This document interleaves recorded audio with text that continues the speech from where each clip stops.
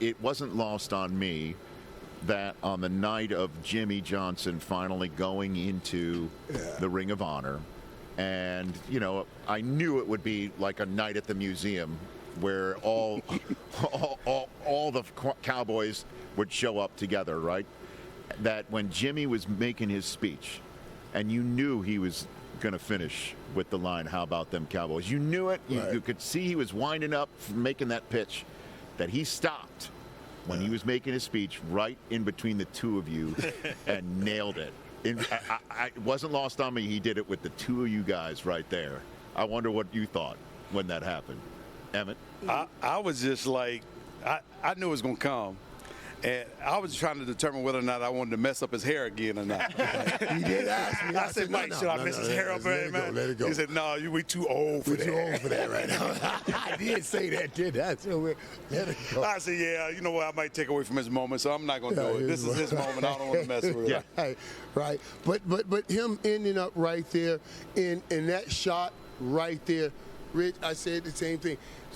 Right after you saw it, people were memeing it out. It became, and I said, with that, how about them Cowboys? I said, that's going to be the moment right there. Yep. But what makes it special is that journey. Really, man, when we got there, like, you know, we go 3-13 and 1-15, and then I got this joker coming in. The third year, we get this joker coming in as my roommate, and we won 4 games in 2 years. And we sitting in the room. I said, man, what you got planned, dog? What you want to do? He said, Joe, we're going to win Super Bowls. I'm going to win the rush title. I said, young joker, go to sleep, Joe.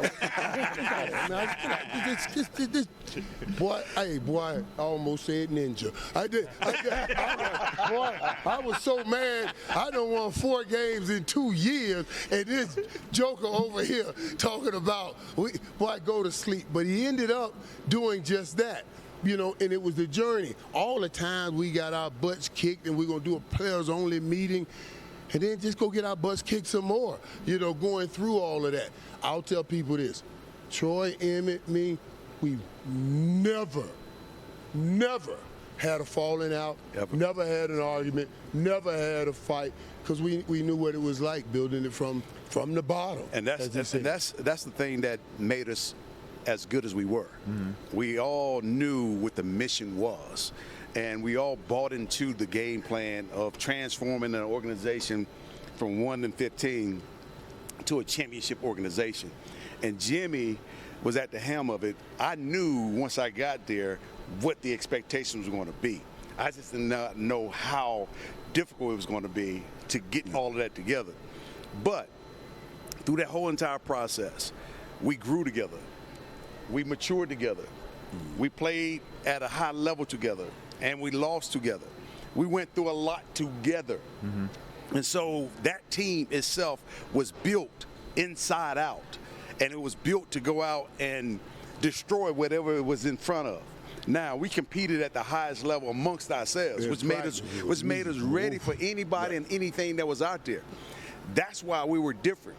So people look at us and they ask us, how about the current Cowboys? They ain't gone through this. Right.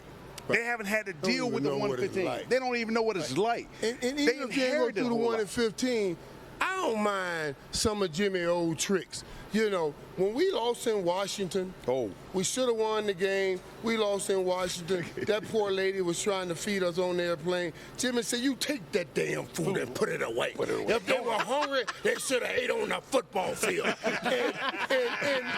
and every away game, we get late in the game, I used to come to the line and say, dude, are we going to eat or not? We going to eat or not? Because y'all know y'all lose this game. Ain't no food getting served on that plane. You know. So playing for your supper? Right. You eat 5 hours before the game. Yeah. That's that you eat 5 hours before the game every day. So now you play the game, you exhaust, everything's gone. You want some food. And if you didn't win that game, ain't no food. Wasn't no party in either. Nothing. You got to ride the plane like that. The plane was quiet the whole time. Nobody said a word. I'll never forget the one time we did lose to Washington. But we was coming back, we may have been coming back from D.C., and there was a little noise on the plane. Boy, Jimmy went off. He came back there. Went off. I felt bad. He had just got done watching the live feed. Dude. He came back there, man, and Robert, I mean, everybody. Hey, everybody yeah. heads on the block. Yeah. Now, I'm not gonna call out no names, right. but it man, was everybody. Everybody heads on the block. Shut up and shut up. But I'm word cut, on that. you say another word, I'm gonna cut you before the plane lands. I mean, He said that? He said that. We sit back there like this. Damn. Damn. So you get the fourth quarter, you like, Joker, hey, what y'all gonna do now? We talking like you either whoop these jokers or we gonna deal with that joker. Let's go. And it was always easy, just whoop their ass. And get on that plane and get us some to eat. Exactly. You know what it's I'm one of those saying? things where you better go outside and whoop somebody behind and then come back to the house and say, Mama, we did what we needed to do. Can we get something to eat Can we get something to eat now? it was funny, man. It was funny. Man, but it was serious. Yeah. And that's the problem, honestly. If you don't hate losing to that degree, and sometimes you got to help instill that in people. I keep talking about it. Dallas Cowboys have enough skill. It's about the will. And that's what's killing them. They don't want it like they should want it. And you can't win it unless you want it so badly. That's just the reality. When you want something so badly, you're willing to make whatever sacrifices you need to make personally to make it work for everybody.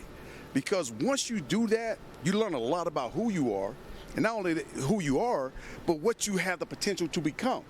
And then you see that whole process come together. There's nothing like it. Then it's nothing like it. Because once you reap the rewards of it, it's like, man, this is my brother's keeper.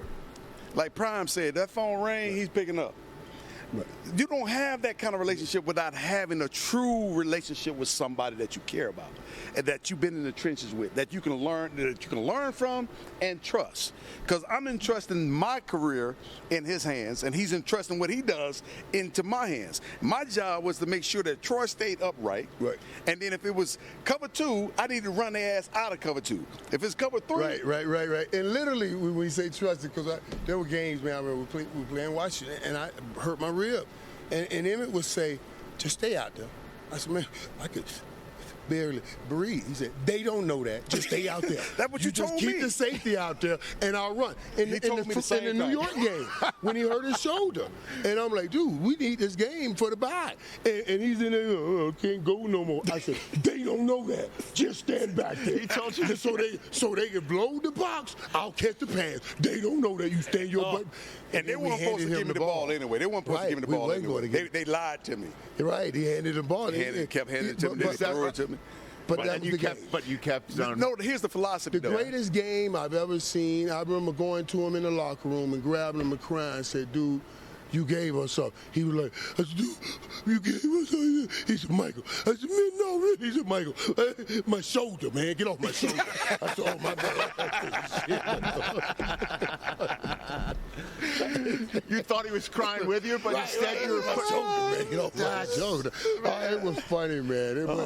We had some moments. So then how do you get the how do you instill that philosophy? See, if you don't have it initially, there's some people that got it.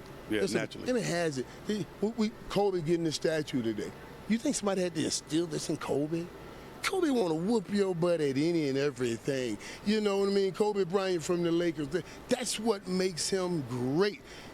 If I can't, now, you know, some has it, but everybody doesn't. But the ones that don't, I need a coach to help instill it. See, Jimmy had guys that had it, but when Jimmy used to give pre-practice speech. We're like, Coach, we don't got to take all these pre-practice speeches all the time. We're wasting time. Let's get to it. Coach said, I ain't talking for you or Emmitt or Troy. I ain't talking to them. I don't need to talk to you, Joker. But what about the 5th and 3rd dude? I need to get that Joker ready to practice, you know? Yeah. So he was always working the bottom up. The bottom up. Well, going back to the bottom again. We started from the bottom. Now we're here. He's always working bottom up. Catch the Rich Eisen Show every single day on the Roku channel, 12 to 3 Eastern, for free.